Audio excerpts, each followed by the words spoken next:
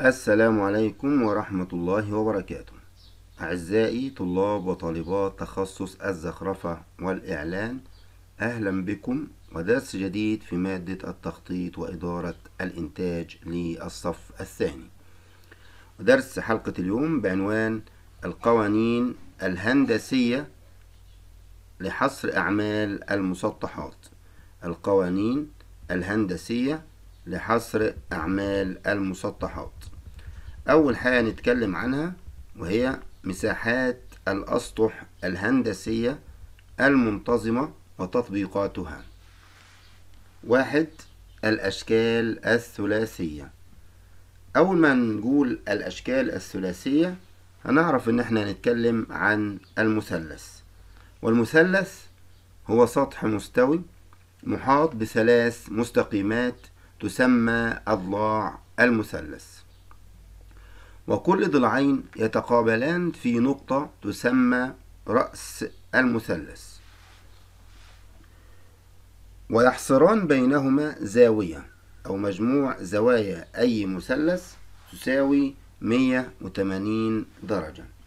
خصائص المثلث زي ما قلنا، كل مثلث له ثلاث زوايا مجموعهم 180 درجة.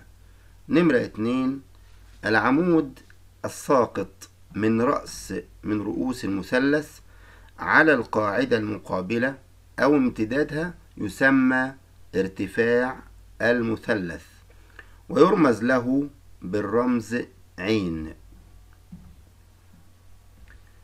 ما هي أنواع المثلث؟ بالنسبة لأضلاعه، يوجد مثلث متساوي الأضلاع، 2 مثلث متساوي الساقين، 3 مثلث مختلف الأضلاع. مثلث متساوي الأضلاع أضلاعه كلها متساوية. مثلث متساوي الساقين في ضلعين منه هما اللي متساويين. مثلث مختلف الأضلاع كل ضلع له مقاس معين ومختلف عن غيره. أنواع المثلث من حيث الزاوية: يوجد مثلث منفرج الزاوية، ويكون أحد زواياه أكبر من 90 درجة. المثلث ده يكون فيه زاوية أكبر من 90 درجة. تاني نوع من أنواع المثلث بالنسبة للزوايا مثلث قائم الزاوية، أحد زواياه تساوي 90 درجة، فبنقول عليه مثلث قائم الزاوية. النوع الثالث حاد الزوايا. أول نوع قلنا منفرج الزاوية، تاني نوع قائم الزاوية، تالت نوع حاد الزوايا. معنى الكلام ده إن كل زاوية من زواياه أقل من 90 درجة. محيط أي مثلث. يعني إيه محيط؟ يعني الخط الخارجي الذي يحيط بأي شكل. الخط الخارجي أو الخطوط الخارجية التي تحيط بأي شكل. محيط أي مثلث يساوي مجموع أطوال أضلاعه. مجموع أطوال أضلاعه. مساحة المثلث: يوجد مثلث معلوم طول قاعدته وطول ارتفاعه. طول القاعدة بتاعه معروف، ومقاس ارتفاعه معروف. فالقانون بتاع مساحة المثلث ده يساوي نص القاعدة في الارتفاع. في مثلث تاني هو مثلث متساوي الأضلاع، وهو مساحته تساوي ضاد تربيع في العدد الثابت. العدد الثابت هو عدد محدد لكل مضلع منتظم متساوي الأضلاع. كل نوع من أنواع المضلعات المنتظمة له عدد ثابت يضرب في الضلع تربيع على أساس نجيب مساحة الشكل. فمساحة المثلث متساوي الأضلاع يساوي ضاد تربيع في 433 من 1000. ودي أشكال المثلثات. وأول شكل قدامنا المثلث قائم الزاوية، معناه أنه مثلث له زاوية واحدة قائمة. نمرة 2 مثلث حاد الزوايا، له 3 زوايا حادة، 3 زوايا حادة. مثلث منفرج الزاوية يعني له زاوية واحدة منفرجة، يعني أكبر من 90 درجة. مثلث متساوي الأضلاع، أضلاعه كلها متساوية. مثلث متساوي الساقين. ومثلث مختلف الأضلاع. نظرية فيثاغورس، ودي نظرية لازم نتعرف عليها في المثلث أ ب ج. النظرية بتقول إيه؟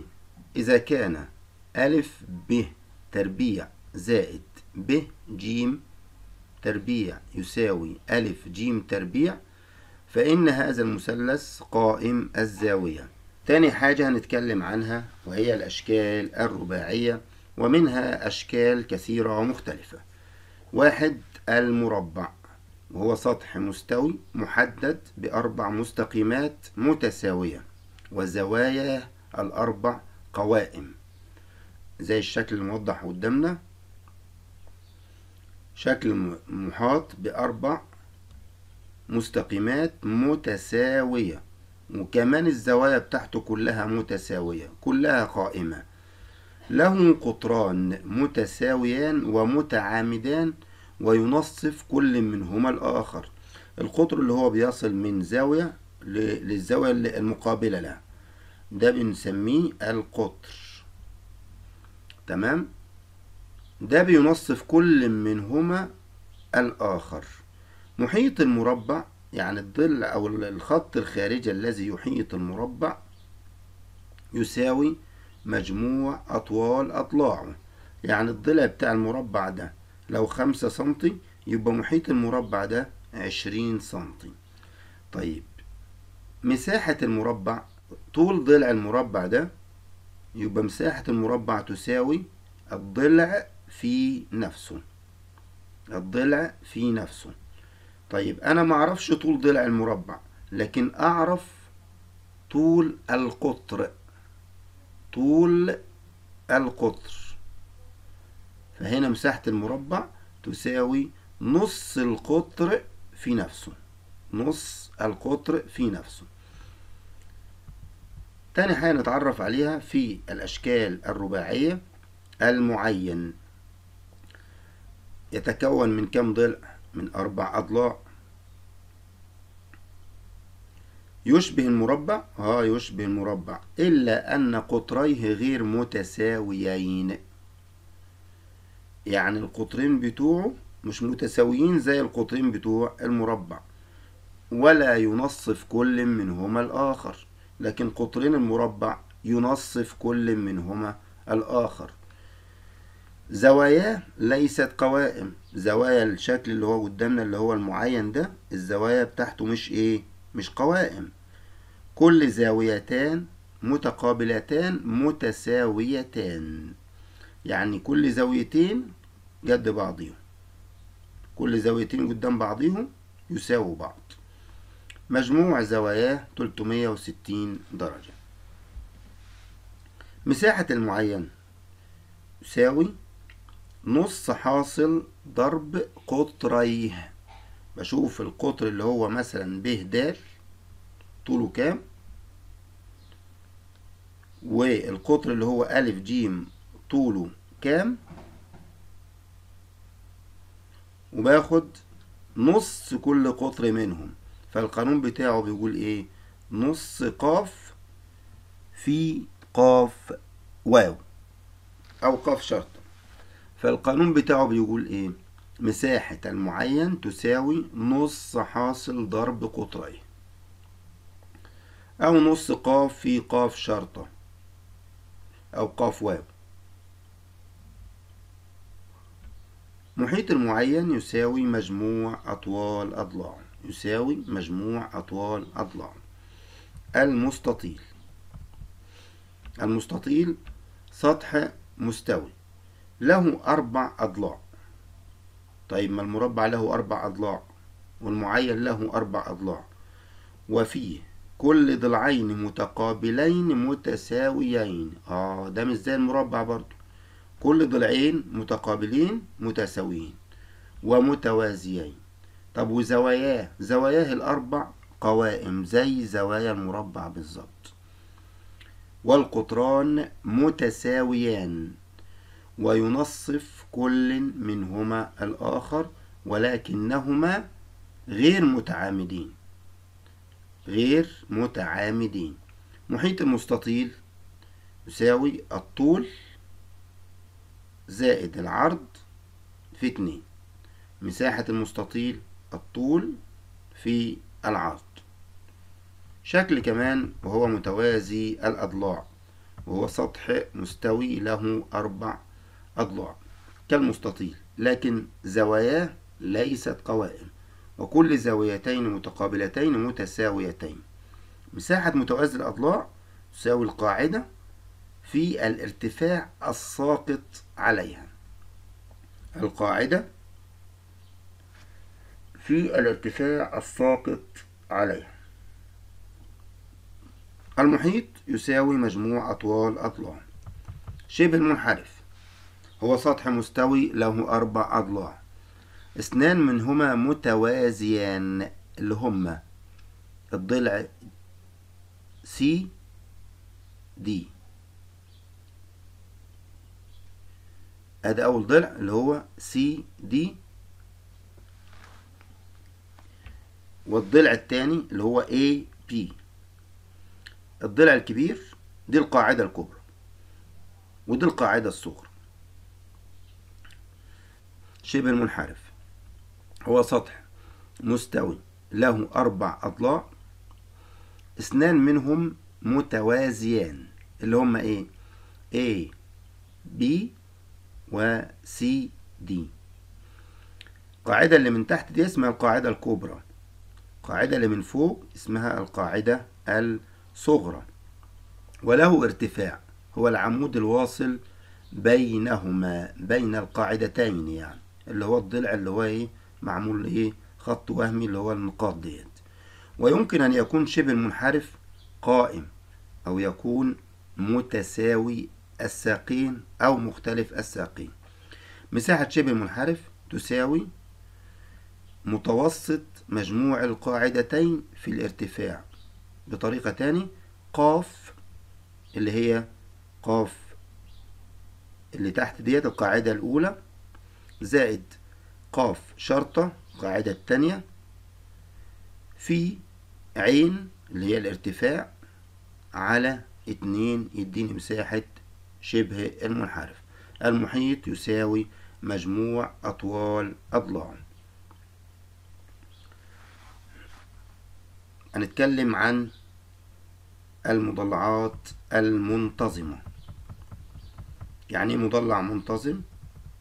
المضلع المنتظم هو سطح مستوي محدد بعدد من الأضلاع، ركز معايا، المتساوية وزواياه أيضا متساوية، فيسمى مربع أو مخمس أو مسدس أو مسمن. أهم حاجة الشكل ده بيكون أضلاعه كلها متساوية وزواياه متساوية، عشان كده بنسميه مضلع منتظم. طيب محيط أي مضلع منتظم يساوي طول الضلع في عدد الأضلاع. طول الضلع في عدد الأضلاع.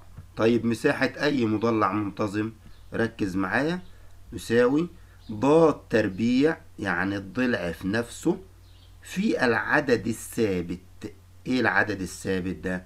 عدد ثابت محدد لكل مضلع منتظم بضربه في الضلع مربع عشان أجيب مساحته. يعني كل مضلع منتظم له عدد ثابت ومحدد يتم ضربه في مربع الضلع عشان أجيب مساحته. هنتعرف على الأعداد الثابتة لكل مضلع منتظم. أول شكل معانا اللي هو المثلث، العدد الثابت بتاعه 433.